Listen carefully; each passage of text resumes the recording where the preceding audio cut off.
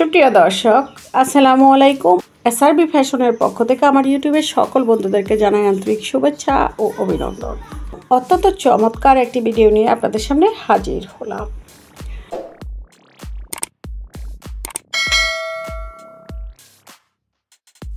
সেলাই মেশিনের সুই বারবার ভেঙে যায়।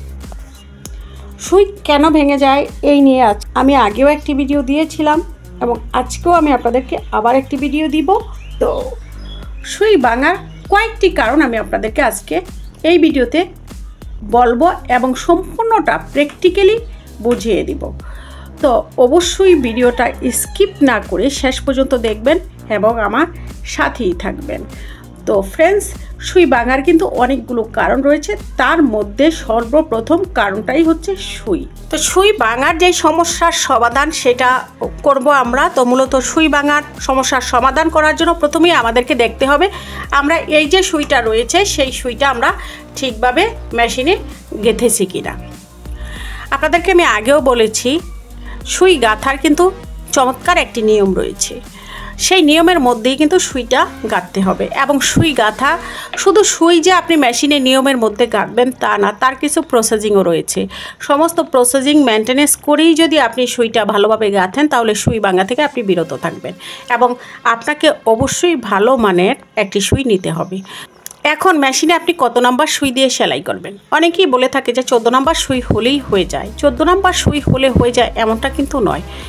আপনি যদি সব কাপড় সেলাই করতে চান, সুতি কাপড় সেলাই করবেন, জর্জেট কাপড় সেলাই করবেন, মোটা কাপড় সেলাই করবেন, চিকন কাপড় সেলাই করবেন, অল এভরিথিং প্রত্যেকটা কাপড় যদি আপনি সেলাই করতে চান সেক্ষেত্রে কিন্তু আপনি 16 নাম্বার সুই নিয়ে সেলাইটা করতে পারেন। 16 নাম্বার সুই দিয়ে আপনি সব প্রকারের কাপড় সেলাই করতে পারবেন। মিহি সুতার কাপড়ও সেলাই করতে পারবেন, আপনি মোটা সুতার কাপড়ও সেলাই করতে পারবেন, জর্জেট কাপড়ও সেলাই করতে পারবেন, বয়েল কাপড়ও সেলাই করতে পারবেন। তো এর জন্য আমাদের প্রথমে দরকার 16 নাম্বার একটা সুই এবং সুইয়ের দুইটা দিক রয়েছে। এই হচ্ছে দেখুন, এই হচ্ছে চ্যাপ্টা একটা দিক আর এ হচ্ছে রাউন্ড একটা দিক।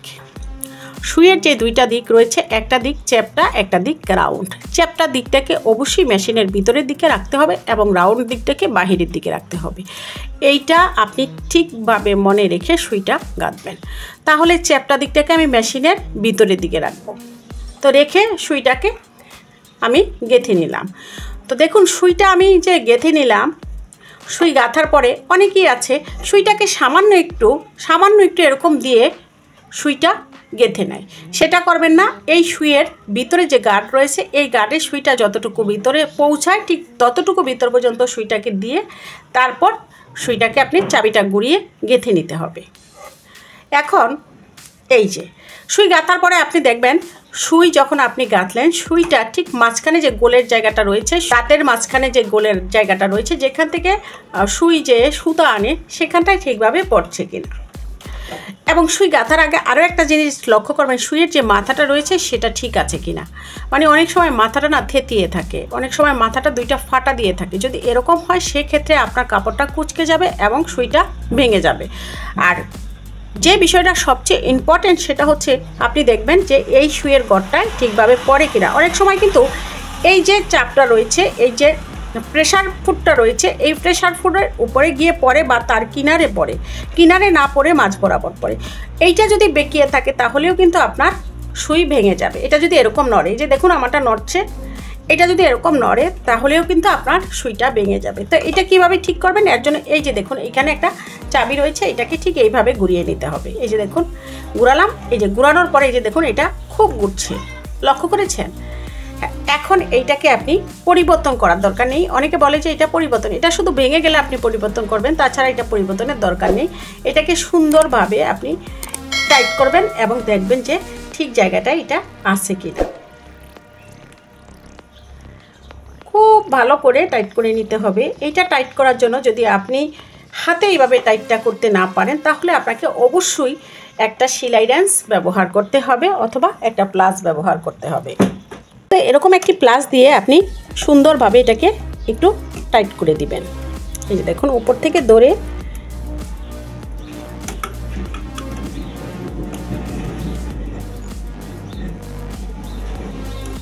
তাহলে আপনার এটা কি হবে, খুব ভালোভাবে টাইট হয়ে যাবে। এই যে দেখুন আমার এটা কিন্তু টাইট হয়েছে। তো এইটা যখন ঠিক থাকবে তখন আপনি বুঝবেন যে আপনার এই সমস্যা থেকে সুইটা ভাঙার আর কোনো চান্স নেই। এখন অনেক সময় আমাদের সুই রড কিন্তু খুব নিচে নেমে থাকে। যখন সুই রড নিচে নেমে থাকে তখন কিন্তু অনেক প্রবলেম হয়, আপনার সেলাই হতে চায় না। সুই রড নিচে নেমে থাকলে সেলাই কুচকে যায়, সুই যে ববিন থেকে সুতা আনতে পারে না। এই সুই রডটা যখন নিচে নেমে থাকে বা খুব উপরে উঠে থাকে, তো সুই রড উপরে উঠছে কিনা নিচে নামছে কিনা সেটা বোঝার জন্য আপনাকে কি করতে হবে, প্রথমেই আপনি যখন সেলাই করবেন, সেলাই করার পরে এই যে দেখুন এটা হচ্ছে, একটু খুলে দেখাই, সামনের এই যে প্লেটটা আছে এটাকে আমি খুলে আপনাদেরকে দেখাচ্ছি। এটা হচ্ছে ফেস কভার।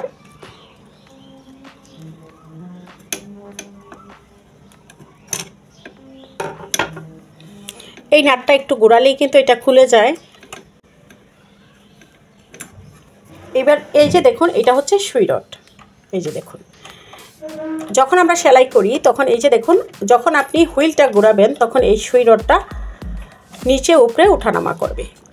যদি সুই রডটা এই যে এখান থেকে, আমার এখানে এটা কিন্তু ঢালাই করা, এখান থেকে যদি এই সুই রডটা খুব উপরে উঠে যায় এবং খুব এই মেশিনের সমপরিমাণের চেয়ে একটু বেশি নিচে নেমে যায়, তাহলে আপনি বুঝবেন যে আপনার সুই রডটা উপরে উঠে গেছে এবং মেশিনের সমপরিমাণ থেকে নিচে না নামে, তাহলে বুঝবেন যে আপনার সুই রডের সমস্যা রয়েছে। আবার যদি নিচে নামে উপরে ওঠে না, তাহলেও বুঝবেন আপনার সুই রডের সমস্যা রয়েছে। অর্থাৎ এই সুই রডটা মেশিন থেকে যদি নিচে নেমে যায়, সামান্য একটু এই সমপরিমাণ থেকে নিচে নেমে যায়, উপরে না উঠে, তাহলে বুঝবেন যে আপনার মেশিনের সমস্যা রয়েছে।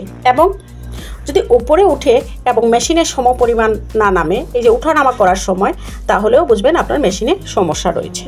তো এই দুইটা সমস্যার সমাধানই কিন্তু আপনি একটাভাবে করতে পারবেন। সেটা হচ্ছে সুই রডের যে চাবিটা রয়েছে সেই চাবিটা একটু ঘুরিয়ে দিবেন। তো চাবিটা ঘোরানোর জন্য এই যে এইখানটা দিয়ে আমি আপনাদেরকে দেখাইলাম, এই যে এইখানটা দিয়ে একটা ফাঁকা জায়গা রয়েছে। এই যে দেখুন আমি স্ক্রুড্রাইভারটা এখান দিয়ে ঢুকালাম, এখানে একটা ফাঁকা জায়গা রয়েছে।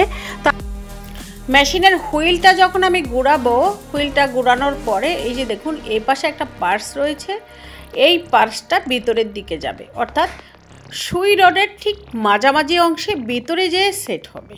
এই পার্সটা যখন ঠিক সুই রডের সমান সমান যাবে, ঠিক সমান সমান গেল, যাওয়ার পরে এখান থেকে এই যে দেখুন আপনি একটি নাট পাবেন। এই নাটটাকে আপনি ঠিক এইভাবে ধরে, এখান থেকে এইভাবে ধরে আপনি টাইট করে দেবেন। লক্ষ্য করেছেন? এইভাবে উপরে উঠানো না, যখন নিচে নামাবেন, নামানোর পরে এই যে জায়গাটা রয়েছে এইখানে একটা নাট রয়েছে এবং সেটা এই মেশিনের সমপরিমাণ যখন হবে, সুই রডের যে সমপরিমাণ সেখানটায় যখন হবে, তখন আপনি এই ফাঁকা দিয়ে, এই যে ফাঁকাটা রয়েছে এইখানটা দিয়ে, ওই যে দেখুন নাটটা দেখা যায়, লক্ষ্য করেছেন? এই যে দেখুন, এই যে দেখুন এই নাটটাকে আপনি একটু প্রথমে লুজ করে নেবেন।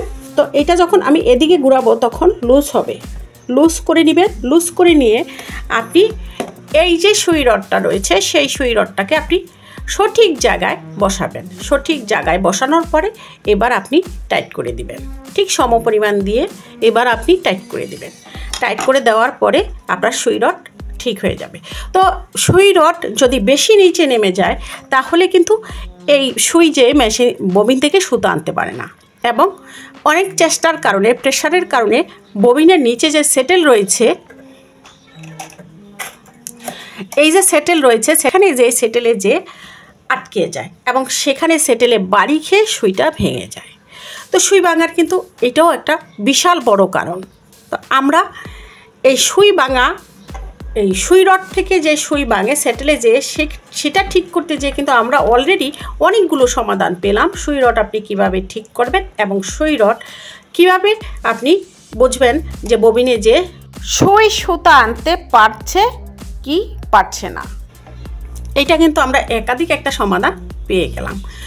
তো এখন এবার এই যে প্রেশার যে ফুটটা রয়েছে, এই যে দেখুন এটা যখন আমি টাইট করলাম, টাইট হলো। যদি এর থেকে আপনি আরও মজবুত করে টাইট করতে চান, সেক্ষেত্রে এই যে নাটটা রয়েছে আপনি দেখবেন আপনার এই নাটটা টাইট না লুজ। এই নাটটাকে, এইটাকে চেপে ধরে এই নাটটাকে আরেকটু টাইট করে দিবেন, তাহলে এটা কিন্তু আরও টাইট হয়ে যাবে। আমি এই কাভারটাকে লাগিয়ে নিলাম। এটা আমি যেইভাবে খুলেছি ঠিক একইভাবে লাগাবো। এটা লাগানো সহজ, আমি আপনাদেরকে এটা লাগানো কয়েকবার দেখিয়েছি। এটা নিয়ে কিন্তু আমি অনেকগুলো ভিডিও অলরেডি দিয়েছি। আশা করছি যারা আমার চ্যানেলে সাবস্ক্রাইবার ভিউয়ার্স আছেন তারা জানেন, আর যারা নতুন রয়েছেন তারা হয়তো জানেন না যারা, তারা অবশ্যই চ্যানেলটিকে সাবস্ক্রাইব করবেন। এবং আমার চ্যানেলে অনেক ভিডিও রয়েছে, অর্থাৎ আপনার মেশিনের খারাপ ভালো কিভাবে হচ্ছে না হচ্ছে এই মেশিন নিয়ে অনেক ভিডিও আছে, বাটিকের টিউটোরিয়াল আছে, কাটিংয়ের টিউটোরিয়াল আছে, আপনি চাইলে কিন্তু দেখতে পারেন।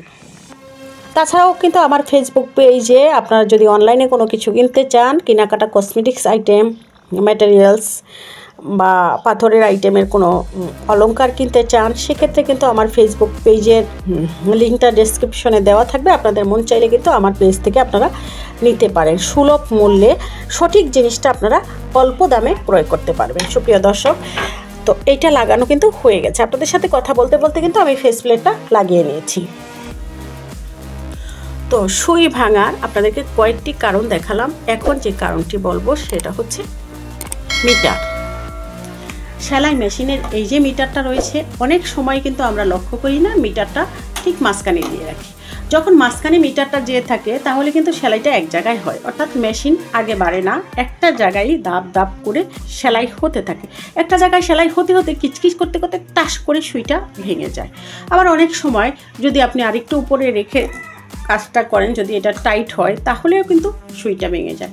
আবার যদি বেশি নিচে নামিয়ে রাখেন তাহলে মেশিন খুব রানিং চলে, তখন সেলাইটা রানিং হয়, বড় বড় হয়, তখনও দাম করে সুতা পেঁচিয়ে সুইটা ভেঙে যায়। তো সুই ভাঙার কিন্তু এটাও একটা কারণ। তার জন্য আপনাদেরকে কি করতে হবে, নির্দিষ্ট জায়গায়, না বড় না ছোট, এমন একটা জায়গায় রেখে এইটাকে একটু টাইট করে নেবেন। এইটাও কিন্তু এই যে দেখুন খুলে গেছে, লক্ষ্য করুন, এইটাকেও একটু টাইট করে নেবেন। আমার এগুলো সবসময় খুলি লাগাই, এর জন্য হচ্ছে ইজি হয়ে আছে। আমি চাইলেই চট করে এগুলো খুলতে পারি, লাগাতে পারি। আপনাদের যদি একটু প্রবলেম হয় আপনারা একটু সেলাই রেঞ্জ দিয়ে ট্রাই করলে কিন্তু এটা হয়ে যাবে। মেশিন ঠিক করার জন্য আপনাকে বিভিন্ন রকম কৌশল ব্যবহারের দরকার নেই, কোনো দোকানে যাওয়ার দরকার নেই, কোনো হচ্ছে মেশিন ঠিক করার কোনো মিস্ত্রির কাছে যাওয়ার দরকার নেই। আপনি চাইলে কিন্তু অনায়াসে নিজের মেশিনের প্রত্যেকটা সমস্যার সমাধান আপনি ঘরে বসেই করতে পারেন। সেজন্য আপনাকে আমার চ্যানেলের একাধিক ভিডিও দেখতে হবে, এবং আমার চ্যানেল ছাড়াও ইউটিউবে অনেক ভিডিও আছে, আপনি চাইলে দেখে নিতে পারেন। সুপ্রিয় দর্শক, এবার সুই ভাঙার আরও একটি কারণ আমি আপনাদেরকে বলবো, সেটা হচ্ছে এই যে চাবিটা রয়েছে, এটা দিয়ে সুতা আসা যাওয়া করে। এই চাবিটা যদি খুব লুজ থাকে সেক্ষেত্রে আপনার সেলাইও খারাপ হবে, আপনার সুইও ভেঙে যাবে, কারণ অধিক সুতা আসলে পরে সুইয়ে যেয়ে পেঁচিয়ে যাবে এবং সুইটা ভেঙে যাবে।